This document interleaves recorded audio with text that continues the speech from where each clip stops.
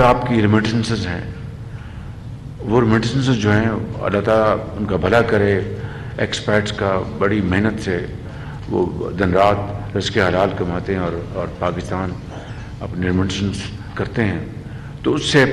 وہ کافی حد تک گیپ فل ہوتا ہے، لیکن پھر بھی ایک اچھا خاصا گیپ رہ جاتا ہے۔ جو آپ کی اماؤنٹ جو ہیں FBR، اس کو آپ کو ٹائم پہ دینا چاہیے، کوئی شک نہیں ہے، بالکل your point is very well made and very well taken. Government آئے گی اور اس کے بعد الیکشن میں ایک مینڈیٹ کے ساتھ نئی گورنمنٹ آئے گی، وہ 5 سال کا پیریڈ ہوگا جس میں میں سمجھتا ہوں کہ ان تمام چیزوں کو انٹرم فیز میں بھی یقیناً آپ کے مسائل کو ایڈریس کرنا اس حکومت کا فرض ہوگا، لیکن یہ وہ چیزیں ہیں جس کو آپ کو بھی مد نظر رکھنا بڑا ضروری ہے۔ دوسری بات جو آپ نے کی LCs کی، بالکل ٹھیک کہا آپ نے، لیٹر آف کریڈٹ اپنا بہت کنٹرول تھے، ہماری جو پرائیورٹی تھی پہلی یعنی فوڈ، دوسری ہماری یہ ادویات دوائیاں، تو آپ نے بھی سولر کی بات کی ہے۔ اس وقت تک پچھلے دیکھیں ہم نے نواز شریف صاحب کے I am not entering into politics ہے، it's a very serious conference. Let us stick to only business and business alone. That is Nawaz Sharif کے دور میں سولرائزیشن کا عمل شروع ہوا،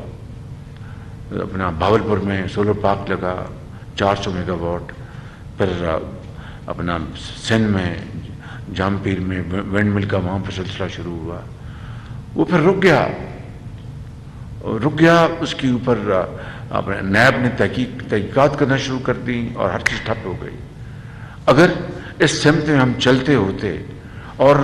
پاکستان کے بہترین مفاد میں ہم سیاست کو ایک طرف کر کے اکانومی کو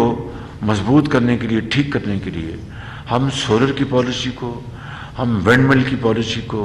ہم ہائیڈل پاور پروجیکٹ کی پالیسی کو ہم بڑھا رہے ہوتے اور الزامات میں الزام تراشی میں نہ جا رہے ہوتے، اگر کسی نے کوئی کرپشن کی ہے تو اس کو کسی پروٹیکشن کی مستحق نہیں ہے۔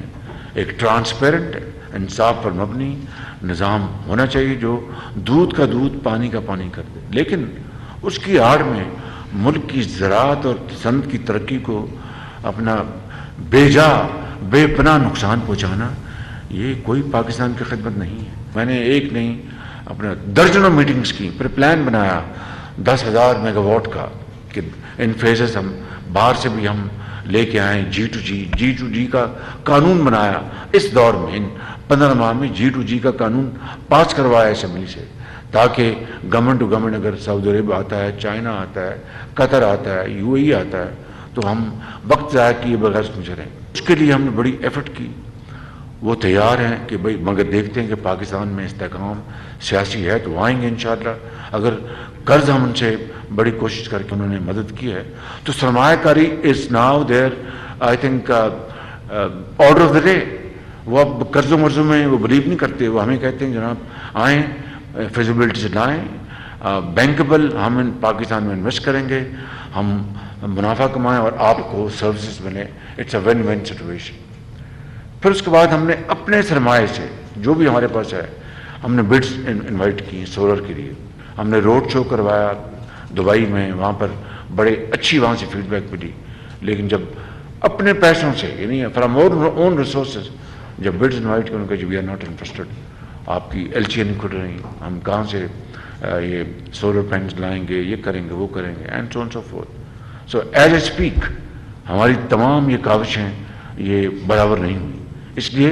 کہ چونکہ پولیٹیکل اسٹیبلٹی نہیں تھی، IMF کے ساتھ بہت بڑا ایک چیلنج تھا جو کہ الحمدللہ اب حل ہو گیا، مگر it's a long way to go. IMF you know better than me کہ IMF سے کوئی درختوں سے پیسے نہیں جھڑنے، یہ at best it's a breathing space, but we must convert this into an opportunity and into great opportunity through great efforts and untiring efforts. اسی کی بدولت انشاءاللہ ہم اگر ریفارمز لے کے آئیں گے، وہ جو آپ کا بہت جائز معاملہ ہے، ہم اسٹرکچرل ریفارمز لائیں، ڈیپ روٹڈ ریفارمز لے کے آئیں گے، وہ جو آپ کا بہت جائز معاملہ ہے، ہم اسٹرکچرل ریفارمز لائیں، deep rooted reforms لے کے آئیں. This economy now requires major surgery. اور وہ سرجری تبھی ہو سکتی ہے کہ تمام سٹیک ہولڈرز آن بورڈ ہوں. آپ آن بورڈ ہوں, یہ جو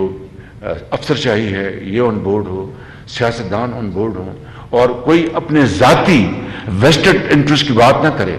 اس کو پاکستان کے عظیم مفاد کے لیے اس کو قربان کرے.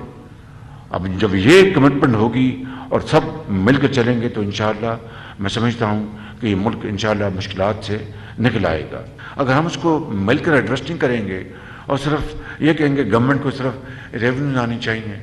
یا اپنا ہمیں ٹریڈ یہ کہے کہ ہمیں جناب ایگزمپشنز ہیں, ہم ٹیکس ہمارے کم کریں. We have to have a meeting point جہاں پر ریونیوز بھی آئیں, آپ کو بھی سہولت ملے اور بہت اچھی افیکٹو فیسیلیٹیشن ہو, اور ملک آگے بڑھے, اور یہ پہیا جو ہے اکانومی کا تیزی سے آگے بڑھے. So it takes two to tango. تالی دونوں ہاتھوں سے بجتی ہے. آپ کی جو جائز مطالبات سر آنکھوں پر, اس کو ہمیں فی الفور حل کرنا چاہیے, اور میں امید کروں گا کہ انشاءاللہ جو انٹرم گورنمنٹ ہوگی وہ اس کو ایڈریس کرے گی, اور پھر جو بھی مینڈیٹڈ گورنمنٹ آئی اس کا فرض بنتا ہے. اور اگر ہمیں موقع ملا, I want to make a solemn commitment with you by the grace of God, کہ پھر انشاءاللہ ہم نواز شریف کی لیڈرشپ میں ایک یہاں پر انقلاب لائیں گے. But that's some way down the line, ہمیں آج کی بات کرنی ہے. میں آپ سب کا بہت ممنون ہوں کہ آپ یہاں پر تشریف لائے, آپ نے ملاقات کا موقع دیا, اور بڑی ہم نے تفصیل سے آپ کی باتیں سنی, آپ کے بڑے جائز معاملات کو بڑے غور سے سنا, اور اس کو ایڈریس کرنے کے لیے ہم نے ابھی کچھ فیصلے کیے ہیں, اور انشاءاللہ مزید اس معاملے میں بہتری ہوگی. میں آپ کو یقین دلاتا ہوں